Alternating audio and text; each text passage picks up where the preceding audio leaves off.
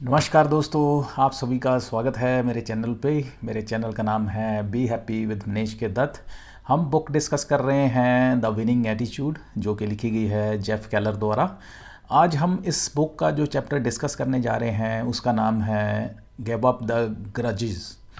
Give up the grudges, इसका क्या मतलब है और यहाँ पे ऑथर हमें इस चैप्टर में क्या बताते हैं, क्या मैसेज कन्वे करते हैं, या ओवरऑल क्रक्स इस चैप्टर का क्या है, वो ये है कि ग्रज, पहले ये समझते हैं ग्रज क्या होती है। Grudge is basically ill will, resentment, bitterness, enmity, या कहते हैं किसी दूसरे के प्रति जो है एक निंदा चुगली की भावना, उससे घृणा करना, उससे कहते हैं दुश्मनी की भावना रखना, या उसका कहते हैं नुकसान करने की भावना अपने अंदर, या एक इमोशन रखना, इसको ग्रज कहते हैं।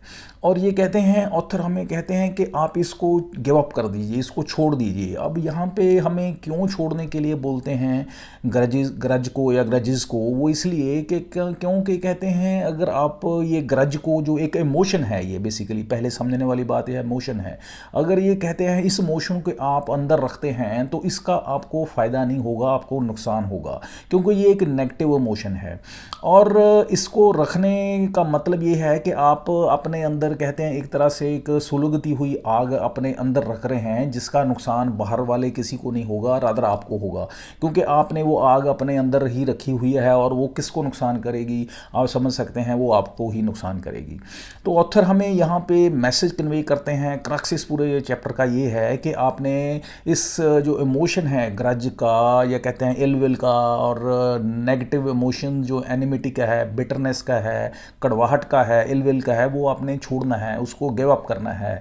चाहे इसके लिए कहते हैं आपके जो सामने वाला है, जिसने आपके साथ बुरा किया है, या जिसने आपके साथ कोई गलत किया है, आपके कहते हैं बुरा किया है, आप उसको कहते हैं किसी भी तरीके से वो आपसे माफ़ी मांगे ना मांगे, बट आपने कहते हैं उसके साथ कोई भी ग्रज नहीं रखनी है, आपने उसको माफ़ कर देना है। क्योंकि और यहाँ पे इस चैप्टर में 3 तरीके से बेसिकली बताते हैं कि किस तरीके से मेथडोलॉजी, क्या क्या प्रिंसिपल्स यहाँ पे यूज़ करने हैं, वो चैप्टर में डिस्कस करते हैं। और अल्टीमेटली मैसेज यही देते हैं कि हमें इसका जो है ग्रज रखने का जो है अल्टीमेटली हमें ही ज़्यादा नुकसान होता है, सामने वाले को इसका कोई नुकसान हो ना हो। कहते हैं उसका अगर हम वैल्यूएशन करें तो उतना इतना कितना इम्पोर्टेंट नहीं है जितना हमारे लिए इम्पोर्टेंट है कि इसको हम वैल्यूएट करें कि ग्रज का हमारे पे क्या असर होता है, हमारे फिजिकल, मेंटल, स्पिरिचुअल लेवल पे हमें इसका कहते हैं कितना नुकसान होता है। सो ये है इस चैप्टर का ओवरऑल क्रक्स या बर्ड व्यू। तो चलिए डिटेल में डिस्कस करते हैं। एक कोट के साथ चैप्टर को स्टार्ट करते हैं। ऑथर कोट है बडी हैकेट के द्वारा, और बडी हैकेट एक रिनाउंड ऑथर हुए हैं। वो कहते हैं कि मैं कभी किसी के साथ ग्रज नहीं रखता हूँ। और ये ग्रज कहते हैं मैं क्यों नहीं रखता हूँ, क्योंकि वो कहते हैं मुझे ऐसा लगता है कि अगर मैं ग्रज अपने साथ लेके घूमता हूँ तो होता क्या है कि मुझे लगता है कि ये जो ग्रज है मेरे को नुकसान कर रही है, मेरी ही हंसी उड़ा रही है, और वो कहते हैं मेरी हंसी उड़ाते हुए मेरा नुकसान कर रही है। तो इसलिए कहते हैं मैं किसी के साथ ग्रज नहीं रखता हूँ। और इस कोट के बाद चैप्टर को स्टार्ट करते हैं। ऑथर बताते हैं कि अगर आप से मैं कहते हैं हमसे ऑथर सवाल करते हैं कि अगर मैं आपसे पूछूं कि आप किसी से ग्रज या किसी के साथ रिजेंटमेंट, इल विल, या किसी के साथ दुश्मनी की भावना, या किसी के प्रति आपके नेगेटिव इमोशंस हैं, तो कहते हैं 99.9% हमारा जवाब येस में होगा। क्योंकि कहते हैं लाइफ में कभी ना कभी किसी ना किसी के साथ हमारा जो है लड़ाई झगड़ा, या कहते हैं मन मुटाव, या कहते हैं डिफरेंस ऑफ ओपिनियन हमारा होता है। और कहीं ना कहीं किसी ने भी चाहे जानबूझ के चाहे अनजाने में हमें हर्ट किया होता है, वो हमें कहते हैं चुभता रहता है, और उसकी कहते हैं उसका बदला लेने की भावना से, उसकी रिजेंटमेंट की वजह से हमारे दिमाग में एक इमोशन चलता रहता है, जो कि ग्रज जिसका नाम दिया है, या कहते हैं जिसे इल विल कहते हैं, रिजेंटमेंट कहते हैं, नेगेटिविटी है, या बिटरनेस है, और इसको हेट भी कहते हैं। तो ये जो एक तरीके से ये जो एक ग्रज जो है, इसमें कहते हैं ये जो सामने वाला जिसकी वजह से आपके अंदर ये सेंटिमेंट पैदा होता है, या ये जो ग्रज है, इसका कारण आपका कोई पेरेंट भी हो सकता है, आपका कोलीग भी हो सकता है, आपका कोवर्कर भी हो सकता है, आपका कोई रिलेटिव भी हो सकता है, आपका कोई सबॉर्डिनेट भी हो सकता है, आपका कोई सीनियर बॉस भी हो सकता है, कोई भी हो सकता है, अननोन इवन स्ट्रेंजर्स भी हो सकते हैं आपके किसी भी ग्रज का कारण। लेकिन यहाँ पे बताते हैं कि अगर आप इसको कंसिडर करने की कोशिश करें, इंडिविजुअली कोशिश करने की कोशिश करें कि अगर आप ग्रज रखते हैं अपने अंदर, कहते हैं ये इल विल या कहते हैं एक नेगेटिव सेंटीमेंट जो है अपने अंदर रखते हैं, तो आप कैसा फील करते हैं। तो आप देखेंगे कि आप जो हैं, आपका जो कहते हैं आपको गुस्सा चढ़ना शुरू हो जाएगा, आपका बीपी हाई होना शुरू हो जाएगा, आपको कहते हैं literally you will shiver in that sentiment, आपको हेडेक होना शुरू हो जाएगा, आपकी जो नींद है वो कहते हैं डिस्टर्ब हो जाएगी।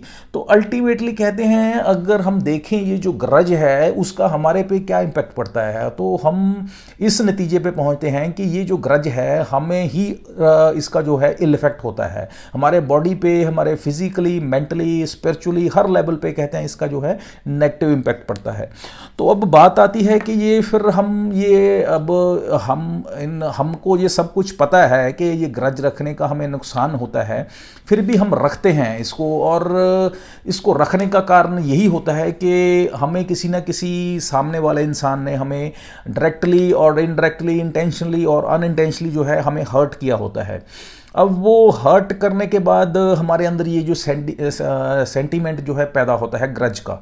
तो कहते हैं अब यहाँ पे हमें इस ग्रज को अंडरस्टैंड करना है, और इसको अंडरस्टैंड करने के बाद हमें इसको अपनी लाइफ से, अपने दिमाग से, अपने मेंटेलिटी से इसको कहते हैं रिमूव करना है। और यहाँ पे एग्जांपल कोट करते हैं, कहते हैं जब प्रेसिडेंट रोनाल्ड रेगन को कहते हैं 1981 में उनको गोली लगी थी, उनको असैसिन करने की कोशिश करी थी जॉन हिंकले ने उनको गोली चला के उनको असैसिन करने की कोशिश की, उनको मारने की कोशिश की। तो जब ये हॉस्पिटल में भर्ती थे तो इनकी बेटी इनके पास आती है और उनसे बात होती है। तो ये अब देखने वाली बात है, ऑथर हमें समझाते हैं, अब हमें ये बहुत एक बड़ा मैसेज देते हैं। वो क्या है कि जो मिस्टर रोनाल्ड रेगन होते हैं, प्रेसिडेंट होते हैं, वो अपनी बेटी को क्या कहते हैं, ये वर्ड जो हैं बड़े ध्यान से सुनने वाले हैं और समझने वाले हैं। वो कहते हैं कि मुझे पता है कि जो मेरी फिज़िकल हीलिंग है, जो मेरे को अभी मैं हॉस्पिटल में कहते हैं रिकवर हो रहा हूँ, मुझे पता है कि ये मेरी मेंटली जो कहते हैं जो उसको जब तक मैं मेंटली उसको फॉरगिव नहीं करूँगा, उसको कहते हैं फॉरगेट नहीं करूँगा उस इंसान को जिसने ये मेरे को किया, कहते हैं मुझे पता है तब तक मैं हील नहीं हो पाऊँगा। तो कहते हैं मैं उसको अभी क्या है उसके लिए, इस चीज़ के लिए उसको मैं फॉरगिव कर रहा हूँ, फॉरगेट कर रहा हूँ, क्योंकि जब मैं ऐसा करूँगा तो मैं जो मेरी रिकवरी है, फिजिकल हीलिंग है, वो कहते हैं एक्सेलरेट हो जाएगी, बढ़ जाएगी और मैं जल्दी हील अप हो पाऊंगा।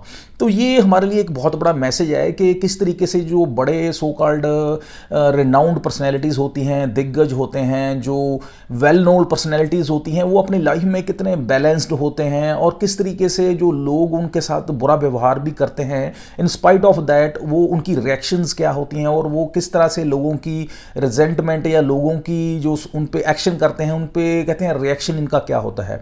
तो बड़े मेंटल बैलेंस का एक एग्जांपल देते हुए मिस्टर रोनाल्ड जो हैं बिहेव करते हैं और बताते हैं। अब ऑथर के हमें जो ये ग्रजेस हैं, बेसिकली ये हम इनको एक इंटरनल पॉइजन कह सकते हैं। ये हमारे लिए एक सॉर्ट ऑफ इंटरनल पॉइजन है, जो कि पॉइजन हमें ही नुकसान करती है, हमें ही खराब करती है, हमें ही खा जाती है, सामने वाले का नुकसान कुछ नहीं करती है, क्योंकि ये हम अपने दिमाग में ही इसको कहते हैं, ये सो कॉल्ड ग्रजेस को है दिमाग में अपने ही घुमाते रहते हैं, सोचते रहते हैं, नेगेटिविटी के सर्कल में, विशियस साइकिल में घूमते रहते हैं, और अल्टीमेटली हम कहते हैं अपने so called physically, mentally, emotionally, spiritually level पे अपना ही नुकसान करते हैं।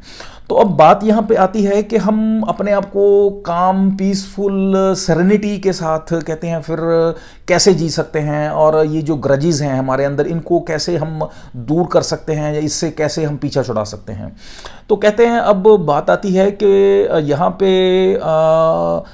हमें अगर देखा जाए इसका इस पूरे ग्रजेस के रिगार्डिंग अगर ऑथर बात करते हैं कि बॉटम लाइन यही है कि अगर हम ग्रजेस रखते हैं दूसरों के साथ तो किसी का नुकसान नहीं होता, हम अपने आप को ख़राब करते हैं, हम अपने आप को बीमार करते हैं, हम अपने आप को बर्बाद करते हैं।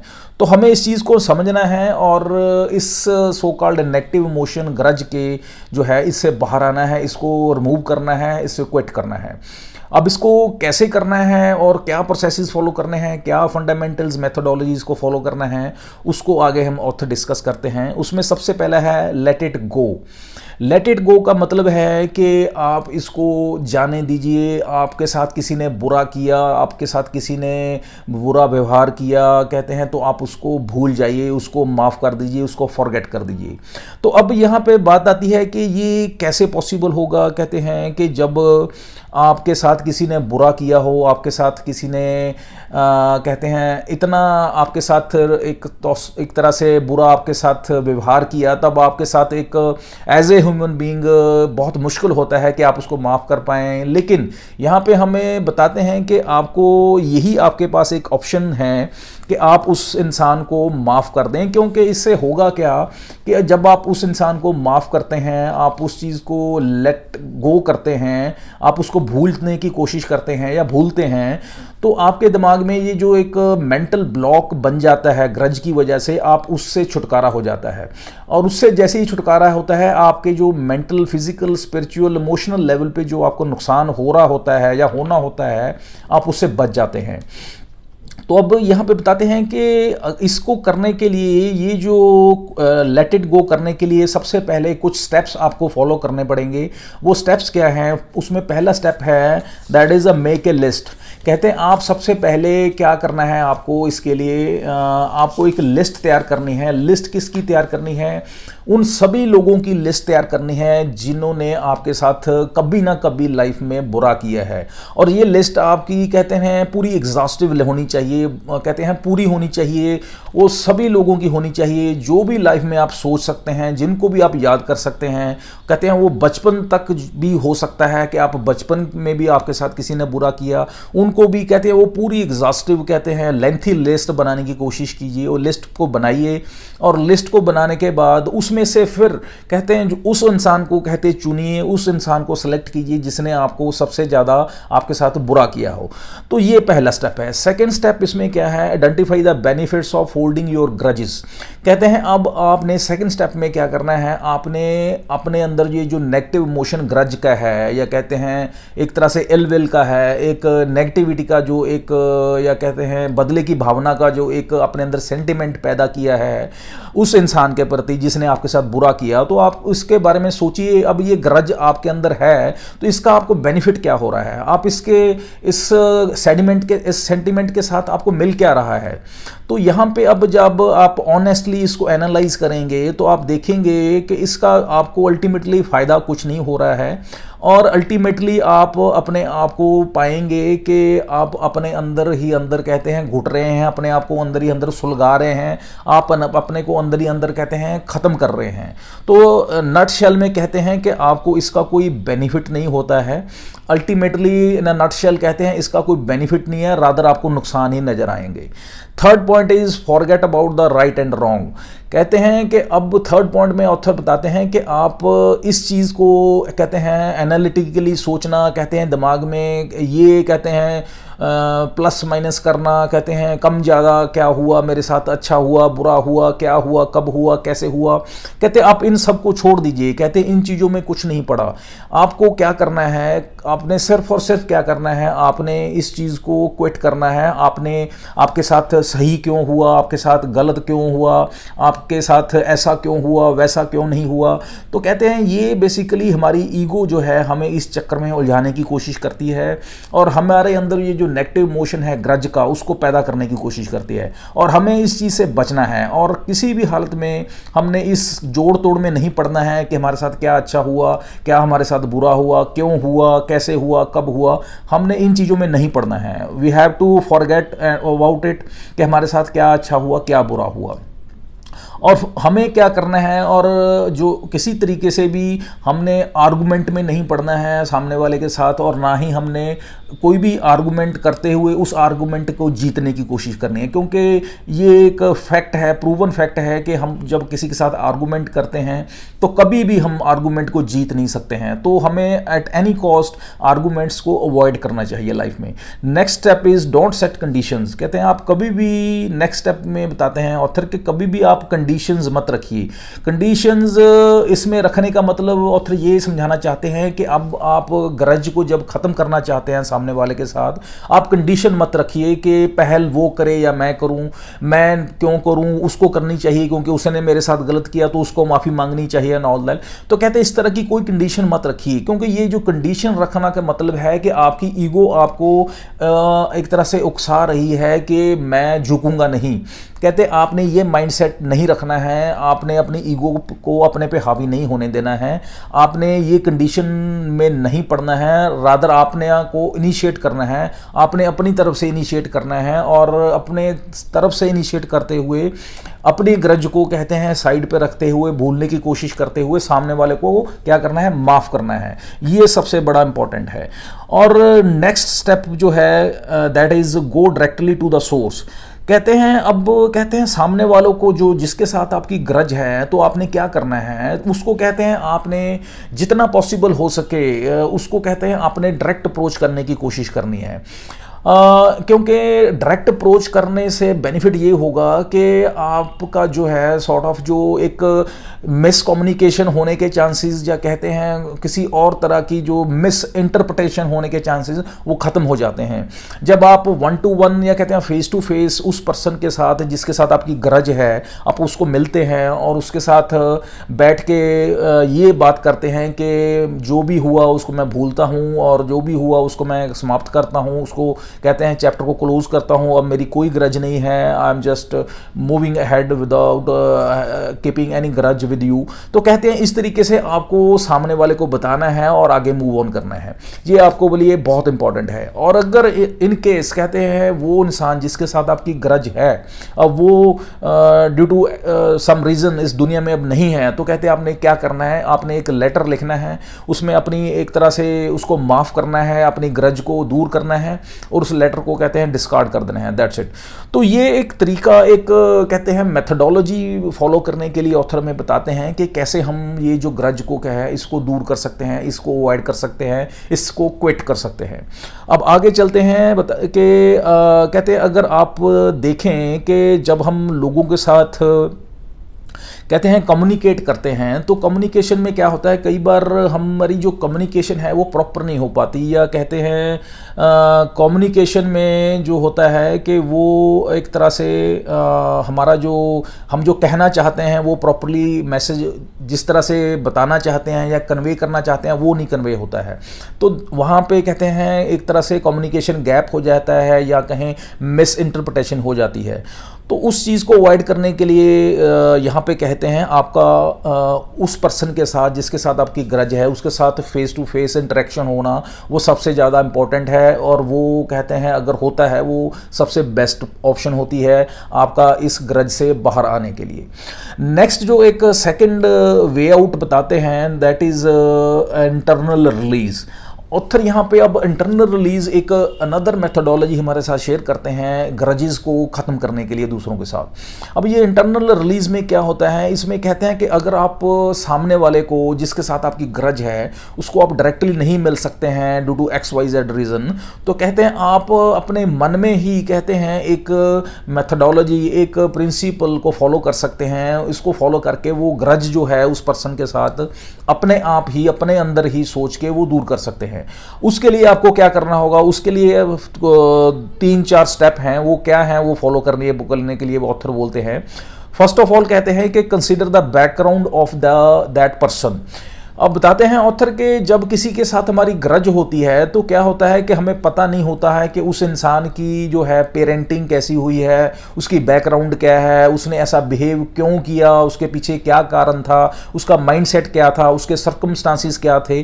तो हमें ऑथर यहाँ पे बड़े रैशनली, कहते हैं लॉजिकली और ह्यूमैनिटेरियन बेसिस पे रिक्वेस्ट करते हैं, समझाते हैं, बताते हैं कि हमें इस चीज़ को सोचना चाहिए कि आपके साथ अगर किसी ने कोई बुरा किया है तो वो क्यों किया है, क्योंकि इसके पीछे बहुत सारे कारण हो सकते हैं, जैसे कि अच्छी पेरेंटिंग ना होना, या अच्छी सोसाइटी में या संगत में ना रहना, या कहते हैं एट दैट मोमेंट जब उस इंसान ने आपके साथ गलत किया उस समय उसके जो हैं हालात ऐसे हों, कहते हैं उसका मूड ऐसा हो कि उसने आपके साथ जो मिसबिहेव किया या गलत आपके साथ कह लें एक तरह से रिएक्शन आपके साथ एक्शन किया।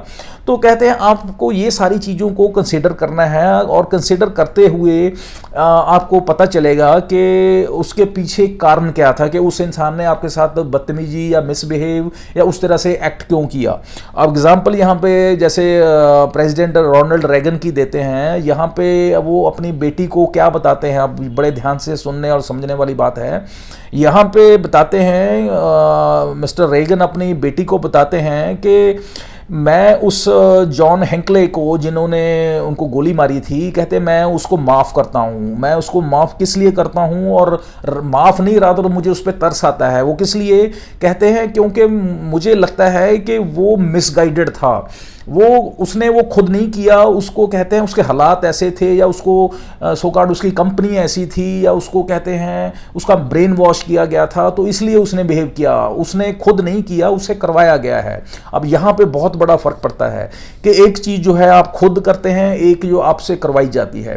तो इस चीज़ के अंतर को वो समझते थे, इसलिए उन्होंने रादर इस चीज़ के लिए उसको जिम्मेवार नहीं ठहराया, और रादर उसको बताया कि ही वॉज मिसगाइडेड। तो इस तरीके से कहते हैं कि हमें भी सोचना चाहिए, इस तरीके से समझने की कोशिश करनी चाहिए कि इंसान हो सकता है कि उस हालात में जिस हालात में उसने आपके साथ गलत किया उसमें उसका कोई हाथ ना हो, इन द सेंस के उसमें उसका 100% उसका जो है हाथ ना हो, या 100% इन्वॉल्वमेंट ना हो, उसके और सर्कमस्टांसिस हों जिसकी वजह से उसने आपके साथ गलत किया। Second point is the contemplate for other persons wellbeing.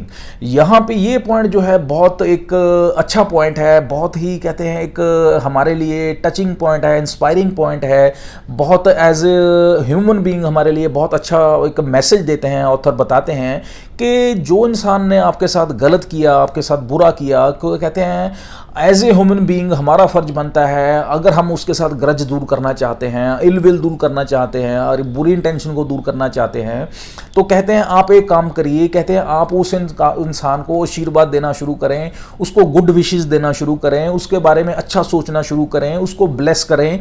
तो कहते हैं जब ऐसा करेंगे तो देखेंगे आपका जो है आप ऑटोमेटिकली कहते हैं आप रिलैक्स्ड फील करेंगे, काम फील करेंगे, और आपको बहुत अच्छा फील होगा। अगर आप देखेंगे इस तरीके से नहीं करते हैं और उसके बारे में, इंसान के बारे में बुरा सोचते हैं और इल विल या ग्रज के पॉइंट ऑफ व्यू से सोचते हैं, तो उसका नतीजा क्या होगा? आप कहते हैं स्ट्रेस में आ जाएंगे, गुस्से में आ जाएंगे, बीपी बढ़ जाएगा, आपकी नींद खराब हो जाएगी, आपका डाइजेस्टिव सिस्टम हिल जाएगा। तो कहते हैं ये एक प्रूवन फैक्ट्स हैं, हम अब प्रैक्टिकली भी करके देख सकते हैं। तो यहाँ से निकलता क्या है, मैसेज क्या निकलता है, या और प्रैक्टिकली इसका कहते हैं हमें ऑथर बताते क्या हैं कि हमें उस इंसान को जिसने हमारे साथ बुरा किया, हमें उसका बुरा करने की बजाय, उसके साथ ग्रज रखने की बजाय उसका अच्छा सोचना चाहिए, उसको ब्लेस करना चाहिए। ये बहुत बड़ा मैसेज है, एक बहुत बड़ी अच्छी क्वालिटी है, एक हमारे हम्बलनेस की और ह्यूमिलिटी की कहते हैं एग्जाम्पल है। यहाँ पे पता चलता है कि हमारा अपनी ईगो पे कितना कंट्रोल है और हम जो है सो कॉल्ड कितने ईगोलेस हैं। और ये कहीं ना कहीं हमारी पर्सनैलिटी को एक बहुत ही पॉजिटिव तरीके से रिफ्लेक्ट करता है सोसाइटी में। Next point is visualize the tension leaving your body. और यहाँ पे ऑथर बात करते हैं, आप जो कहते हैं so called stress, tension, anxiety जो भी आपको उस ग्रज की वजह से महसूस हो रही है, उसको कहते हैं आपने क्या करना है, विजुअलाइज करना है, आपने सेंस करने की कोशिश करनी है माइंड में कि वो जो ग्रज है आपके किस बॉडी पार्ट में आपको महसूस हो रही है। उसको कहते हैं उसको कलर देने की कोशिश करनी है, उसको शेप देने की कोशिश करनी है, और ये महसूस करने की कोशिश करनी है कि वो आपके माइंड से, अपनी बॉडी से बाहर निकल रही है, और बाहर निकल के वो एनवायरनमेंट में जो है ब्लास्ट हो गई है और बिखर गई है और ख़त्म हो गई है, वैनिश हो गई है। तो कहते हैं जब आप इस तरीके से अपने आप को विजुअलाइज करते हैं, एक तरीके से अपने माइंड में ये पिक्चर बना के उसको सोचने की कोशिश करते हैं, तो आप पाएंगे आप जो है बहुत रिलीफ फील करेंगे, आप बहुत आराम महसूस करेंगे। और इसमें थर्ड जो मेथडोलॉजी ऑथर हमारे साथ शेयर करते हैं, that is don't wait any longer. Author बताते हैं कि हमें इस ग्रज को ख़त्म करने के लिए वेट नहीं करना चाहिए, इसको लिंगर ऑन नहीं करना चाहिए। वो क्यों? क्योंकि जो ग्रज है, जैसे पहले बताया, ये हमें ही ख़त्म करती है, हमें ही नुकसान करती है। इट्स इंटरनल पॉइजन, ये एक तरह से सुलगती हुई आग है जो कि हमें अंदर ही अंदर खाती है। तो इसको एज अर्ली एज पॉसिबल हम इसका सोल्यूशन कर सकते हैं, वो करना चाहिए। अब इसमें क्या स्टेप्स हैं? इसमें पहला स्टेप है realize the ripple effect of your grudge. कहते हैं जो हम ग्रज रखते हैं किसी के साथ, हमें ये इस चीज़ को समझना चाहिए उसका इफेक्ट कहाँ तक जाता है और कितना लंबा जाता है। कहते हैं वो हमारे तक सीमित नहीं होता है, वो हमारे परिवार, फैमिली, फ्रेंड सर्कल, सोसाइटी, बहुत दूर तक उसका जो है इम्पैक्ट जाता है, इफेक्ट जाता है। फॉर एग्जांपल आपकी अपने फ्रेंड, अपने दोस्त के ब्रदर के साथ आपकी कहते हैं नहीं बनती है, उसके साथ इल विल है, उसके साथ कोई ग्रज है। और कहते हैं कैन यू इमेजिन कि आपकी फैमिली को कहते हैं किसी कॉमन फंक्शन में आप दोनों को बुलाना कितना मुश्किल हो जाएगा। तो आप ये सोच के देखें कि आपका दोनों ब्रदर्स की ग्रज की वजह से कितने लोग इफेक्ट हो रहे हैं। तो आपको इस चीज़ को अंडरस्टैंड करना चाहिए कि अगर आपका किसी के साथ ग्रज है, वो दो इंसानों को कहते हैं इफेक्ट नहीं कर रही है, वो बहुत सारे इंसानों को इफेक्ट कर रही है, बहुत सारे इंडिविजुअल्स को इन्वॉल्व कर रही है और उनकी लाइफ हेल्प बना रही है। तो आपको इस चीज़ को अवॉइड करना है और इस चीज़ को एज अर्ली एज पॉसिबल खत्म करना है। नेक्स्ट स्टेप इज, इसमें क्या है, act now before it is too late. कहते हैं इसमें आपको, जैसे इसका कहते हैं इस सो कॉल्ड मैथडोलॉजी का नाम है, आपने वेट नहीं करना है और इसको एज अर्ली एज पॉसिबल इसको सॉर्ट आउट करना है। तो इसमें कहते हैं कि आपको लेट नहीं करना है, क्विकली कहते हैं डिसीजन लेना है और आपने खुद अपने आप को पहल करते हुए, कहते हैं आपने इनिशिएट करते हुए, आपने उस ग्रज को समाप्त करने के लिए इनिशिएट करना है, आपने आगे बढ़ना है। वेट नहीं करना है, अपने ईगो के चक्कर में ये नहीं सोचना है कि मैं आगे नहीं जाऊंगा, सामने वाले को आगे आना चाहिए, उसको माफ़ी मांगनी चाहिए, उसने गलती की है और मैं नहीं कुछ करूंगा। तो वो कहते हैं इस सब को छोड़ देना चाहिए, इस चीज़ को भूलना है हमें और रादर हमें एज ए ह्यूमन बीइंग अपनी ईगो को डाउन करते हुए हम्बली ह्यूमैलिटी के साथ खुद कहते हैं इनिशिएट करना है, पहला एक्शन लेना है और खुद इस चीज़ को ख़त्म करना है, स्टेप्स लेने हैं और इसको बात करते हुए अपने कहते हैं अपनी लाइफ टाइम में इसको ख़त्म करने की कोशिश करनी चाहिए। क्योंकि हमें पता है कि हमारी जो लाइफ है उसका बड़ी अनसर्टन है, हमें नहीं पता हमारी लाइफ में नेक्स्ट मूवमेंट में क्या होने वाला है। और कहते हैं हर इंसान की ये कोशिश होती है, दिल में इच्छा होती है, अगर किसी के साथ उसका मन मुटाव है, कोई गिला शिकवा है, कोई ग्रज है, वो उसके साथ सॉर्ट आउट कर ले। इंटरनली उसके अंदर होती है लेकिन वो ईगो की वजह से वो ऐसा नहीं कर पाता है। तो कहते हैं हमें उस ईगो से बाहर आते हुए इसको सॉर्ट आउट करना चाहिए एज अर्ली एज पॉसिबल, क्योंकि कोई पता नहीं है लाइफ में कब किसके क्या हो जाए। तो इस चीज़ को ध्यान में रखते हुए हमें इसको एज अर्ली एज पॉसिबल इसको सॉर्ट आउट करना है, इसको ख़त्म करना है खुद इनिशिएट करके। Next step is speak to a counsellor और थेरेपिस्ट। अब लास्टली इसमें क्या कहते हैं, अगर आपको ये महसूस होता है कि जो आपके अंदर माइंड में जो ग्रज है, किसी के प्रति घृणा की भावना, द्वेष की भावना, या कहते हैं एक तरह से दुश्मनी, या कहते हैं गुस्सा जो है वो कंट्रोल में नहीं आ रहा है या आप उसमें कंट्रोल नहीं कर पा रहे हैं और अंदर अंदर आप अपना नुकसान किए जा रहे हैं, आप नींद खो चुके हैं, आपका जो कहते हैं खाना आपको कहते हैं डाइजेस्ट नहीं हो रहा और अल्टीमेटली आपको और बीमारियां यू कैन से फेस कर रहे हैं और वो लग गई हैं, तो उस केस में क्या है, आपको कहते हैं किसी स्पेशलिस्ट के साथ, आपके किसी काउंसलर को आपको कांटेक्ट करना चाहिए, क्योंकि वो एक तरह से उस फील्ड के मास्टर्स होते हैं और वो क्विकली जो हैं कोई ना कोई मेथडोलॉजी आपको बताएंगे, कोई ना कोई ऐसा तरीका बताएंगे जिससे आप इस प्रॉब्लम से जल्दी बाहर आएँ, ताकि इससे पहले आपको कोई मेजर नुकसान हो।